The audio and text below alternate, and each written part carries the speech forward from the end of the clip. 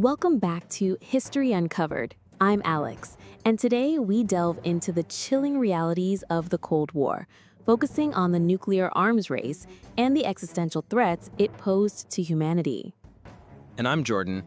We'll explore the perspectives of key figures during this tense period, including General Omar Bradley, and how their views shaped the understanding of nuclear warfare.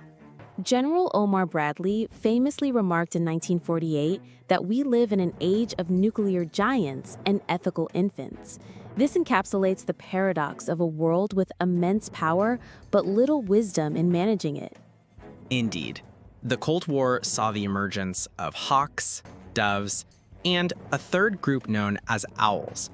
Owls believed that nuclear war would not arise from calculated decisions, but from human error, misunderstandings, and miscalculations. President John F. Kennedy was particularly influenced by Barbara Tuchman's The Guns of August, which he read in July 1962.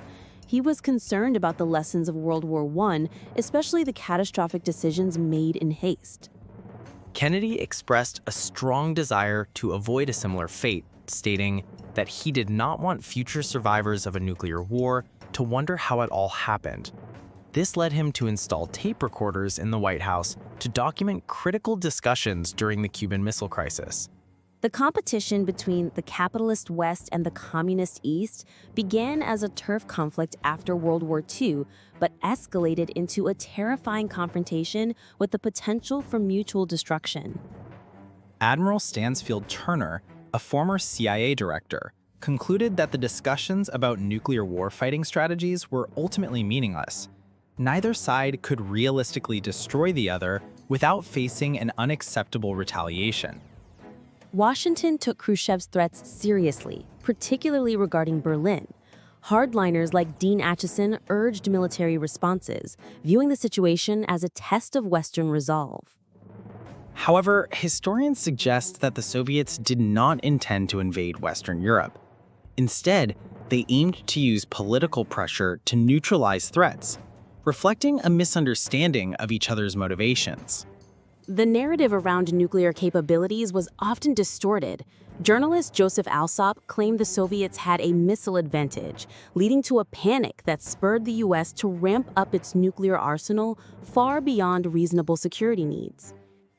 Michael Howard noted that many American experts viewed the Soviets as an insatiable evil, overlooking their own fears and motivations.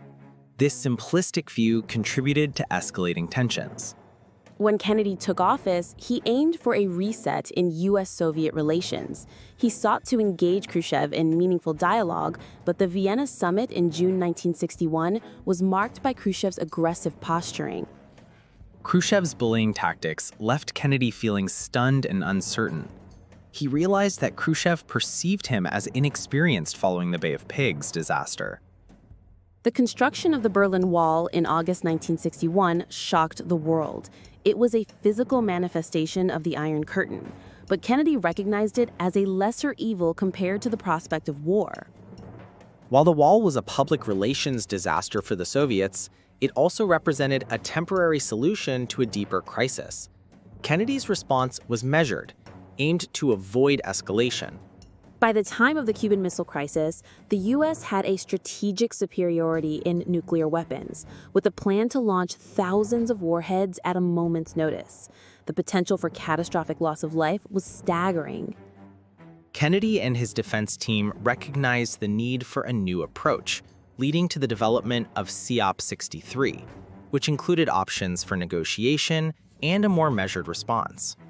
Despite the strategic calculations, both sides were haunted by the memories of past conflicts.